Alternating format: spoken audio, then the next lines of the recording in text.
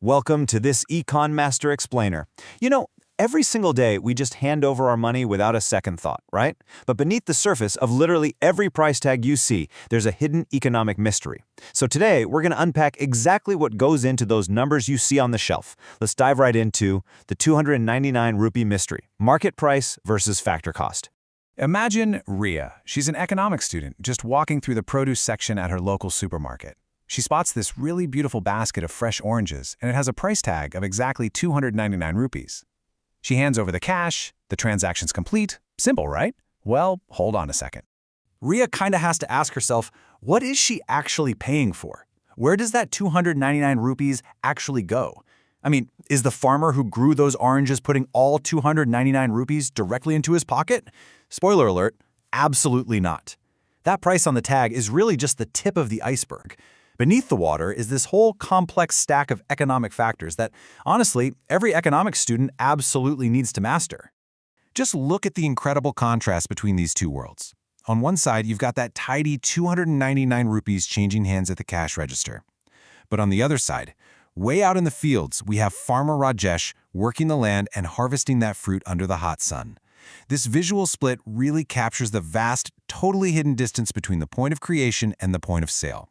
So let's head back to the farm with Farmer Rajesh. To actually get those oranges out of the ground, money has to be spent, right?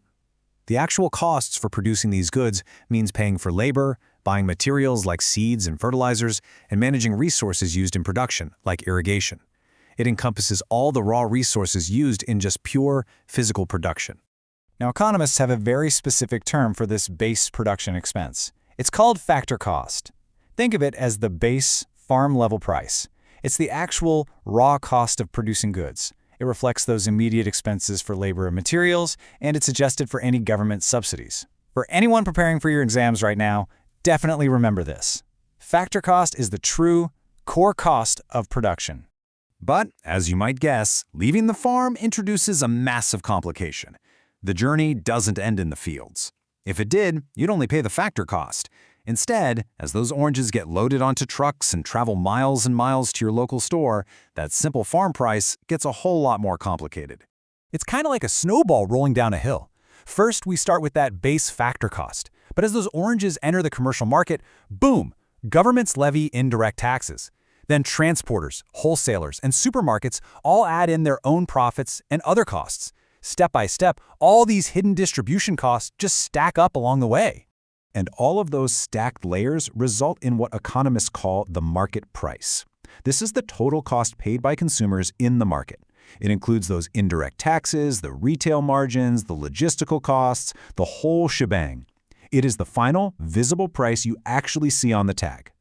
So here is that fundamental difference laid out side by side. On the left, we have factor cost. That's the actual cost for producing goods, including your labor, materials, resources, and subsidies. And on the right, market price. That's the visible cost paid by consumers, which wraps in indirect taxes, profits, and all those other hidden costs.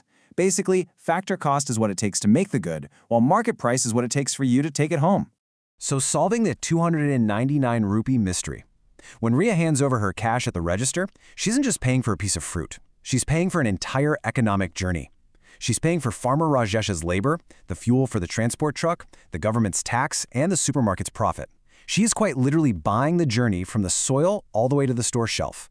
Because production cost and selling price are definitely not the same thing. Economics helps us understand the hidden journey behind literally everything we buy. To study more real-world economics and make your exam prep easy, visit econmaster.in today.